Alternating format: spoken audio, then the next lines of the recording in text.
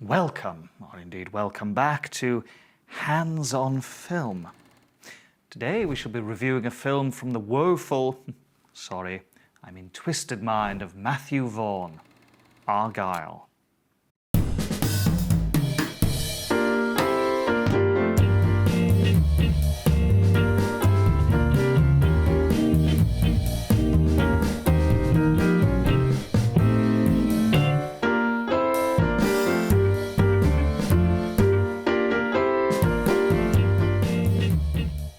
So, Ben, where's the guest?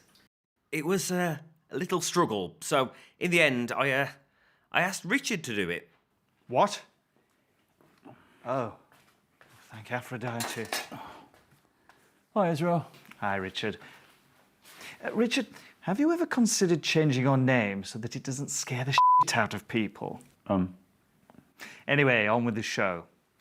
Synopsis first. I like this new efficient Israel. Oh, by the way, Israel, I have a couple of questions about the drawers. Yes, thank you, Richard, but later we have to get on with the show or Ben gets very angry. So, to keep it brief, as if I went into detail about the mess that this film is, it would take a day and a night. Okay, Israel, just get on with it. Some woman, Bruce Dallas Cowboys, is an author. Her name is not Bruce Dallas Cowboys. It really doesn't matter. The character starts off as Ellie. Oh, yes. Thank you, Richard. So, Emily is a successful spy novelist who has just released her 5th book and is on the verge of finishing her 6th, or 4th and 5th, or 6th and 7th. It doesn't matter, just get on with it. Ellie is off to her mother's, the woman from Shitty Creek's house, as she is apparently her co-author. Didn't you like Schitt's Creek? Oh no, I loved it. But you called it Shitty Creek. Yes, because that's its name, Ben. Anyway, whilst on the train, none other than Dana Carvery sits opposite her. Sam Rockwell. What? I'm pretty sure it's Sam Rockwell. What the hell would you know? Well, I'm sure you know better than me. So Sam... Rockwell. Sits opposite her.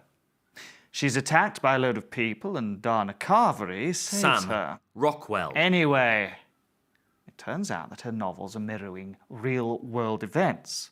Oh, the people who attacked her work for One Direction. Division. One Division. No, just Division. Oh, that's right. Thank you, Richard. They head to London. She overhears Dana Carvery talking some smack about her. Her parents arrive, who also turn out to work for One Direction. Oh, and she's searching for an Egg McMuffin. A MacGuffin. Called the Master Key. It's a list of enemy agents that has been hidden in a bullet in the Arabian Peninsula. So Emily dresses it inappropriately as possible and goes to recover it. It might be Rachel now. Yes, well, spoiler alert. Well, if you hadn't spotted this as yet, maybe children's TV would be more your speed. Emily, or Rachel. is Argylle. They're captured. She turns out to be a double agent. Yawn. Obviously ends up being one of the good guys, as expected. Seems to have a very strange reaction to music boxes. Kills loads of people, and finally goes back to being a novelist. Oh, and Samuel Jackson is in it. And Henry Cavill. Who? He plays Superman. Oh, yes. Despite all the marketing promises, he's in it for around 3 seconds total screen time. Okay, so that was relatively concise. Made no sense, of course, but you can't have everything. So, what did we think? Richard, would you like to start? That is extremely uncharacteristic of you, Israel. Thank you. Well, I really liked it. Sorry, what? Yes, it was an enjoyable piece of escapism. Actually, we haven't introduced you yet. Would you mind? Hi, I'm Richard. And could you tell the audience what you do? I'm a theatre carpenter. And maybe say a little about what you're working on at the moment? Well, I'm currently making a custom kitchen for... Yes, well, thank you, Richard, but Ben tends to go off on tangents. His mind is very disorganised and he's easily distracted, as you can see. So, you say the film was long and boring? Well... And rather derivative, kind of like a number of films squashed randomly together. Well, I'd agree that it wasn't anything particularly avant-garde. Agreed. It was essentially a mash of elements from Mission Impossible, Romancing the Stone, the Kingsman films, Bourne, and many more. That's very interesting. Thank you, Richard. Is that really a problem, though? I mean, everything in some way is an evolution of what came before. Let's not get metaphysical, shall we? I actually preferred it to Bourne. But it wasn't just the blatant stealing of ideas. It was littered with contrived plot devices, such as Emily overhearing Garth in the shower. Garth? Sorry, Dana Carvery. I don't think he was in the film. Good point, Richard. The whole brainwashing thing was quite confusing. Yes, I have to agree with you there. Can you expand? Oh, I most certainly can. I wonder if I might be a masochist. One Direction said they didn't want to push Emily as her memories would just come back slowly. Well, it's been 5 years. Why would they start to come back now? And really, how common is amnesia? It is such a tired old trope. If they believe she was genuinely working for them, then why bother brainwashing her at all? The timeline seemed to be very confused. She had supposedly been an author for 5 years. If this was the case, then all events happened at least 5 years ago, but they feel as if they only recently took place. And how come Dana Carvery has only come to... Dana Carvey was not in this film. I enjoyed Wayne's World. Interesting point there, Richard. Okay, I don't get it. Why are you being so nice to Richard?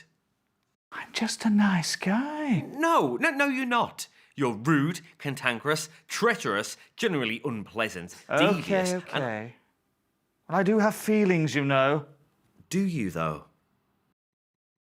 As I was saying, why did the Dana Carvery type actor, whose name I cannot remember, only just look for her now, when he must have been aware of her books for years?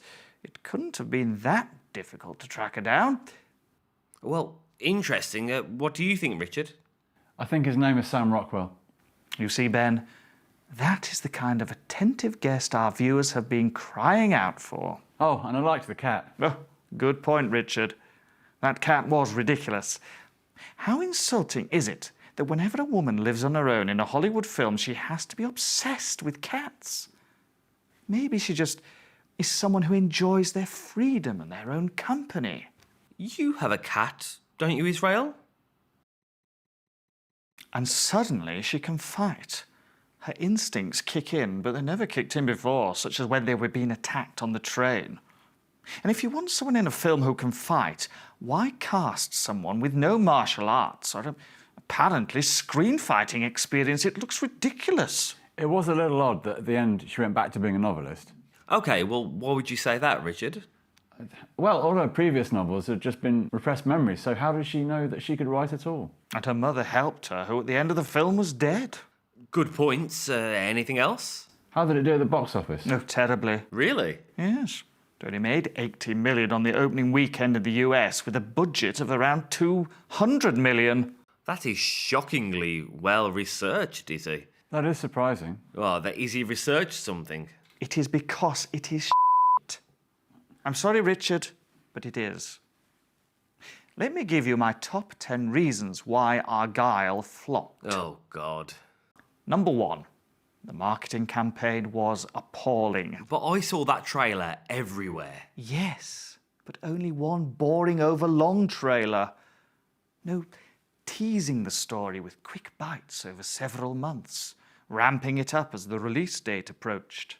Number 2? Superman. I like Henry Cavill. Who? He played Superman and was in the film. Only just. Well, that's exactly it, Ben. He's up front and centre in the poster, but was a minor character awkwardly crowbarred in during random points. Next, stars. Well, stars don't really have star power anymore. Superman is popular online, but does he really sell films? Apparently not. Samuel Jackson, who was once one of the greats, now apparently will do literally anything. He refused to work with you. But you shouldn't need great stars to make a great film. Or indeed ones. What next?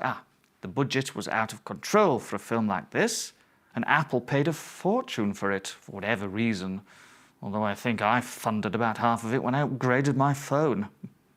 Messy hook. The idea was fine, but unoriginal. Who is the real Agent Argylle? Well, even Ben could have guessed that. I did, actually. Well, there you are. so literally anyone could have done so. I didn't. Well, don't worry. Ben probably thought it was the cat. Bad reviews. Whilst I agree that reviewers are morons and more often than not corrupt, in this case the audience reviews were just as bad. Next, Matthew Vaughan is pretty crap. This was like a sanitised Kingsman, which was already poor. I liked Kingsman. Well, it did have its positive points. Okay, time out. Time out? What are you, an American now, Ben? What is going on? Richard, why is Israel being nice to you? Well, Is your name Richard? is your name Richard? I don't know. We've been working together a lot recently making this kitchen. What kitchen? For my next directorial masterpiece. But you are directing Hamlet. And finally, the film is PG-13. 12A. What? PG-13 is an American rating. This is never going to help with a film like this. It was marketed as ultra-graphic and uber-violent, but clearly that was never going to be the case. And that is the end of my list. I think that was only 9. No, definitely 10. I counted 8. Used all your fingers, did you? Yes, I have 8 fingers and 2 thumbs. How many do you have? A thumb is a finger. Or is it a finger is not a thumb? Yeah, I'm not sure. What the was going on with that skating Interesting segue. It was so she could shoot the bad guys. They seem to have a fundamental misunderstanding of how skating works. And how come the bad guys couldn't shoot as it would have ignited the oil, but she could? Well, I don't care. Can we just do the conclusion and get out of here? would you like to do the conclusion, Richard? Oh, thank you, Israel. Well, I'd say if you want a fun, easygoing... I'm sorry, I can't. Argylle was a boring, slow and confused film. Kind of like one of Kevin Hart's weekly Netflix vomits. If you want a fun spy thriller, there are so many better options, but you will have to check out my other reviews for me to tell you which. I hope that you've learned something, and if not, try listening harder next time. Goodbye. And we are clear. Thank you, Richard, for an insightful discussion. Before we go, I want to talk to you about this kitchen. Oh, later, Ben. Much later.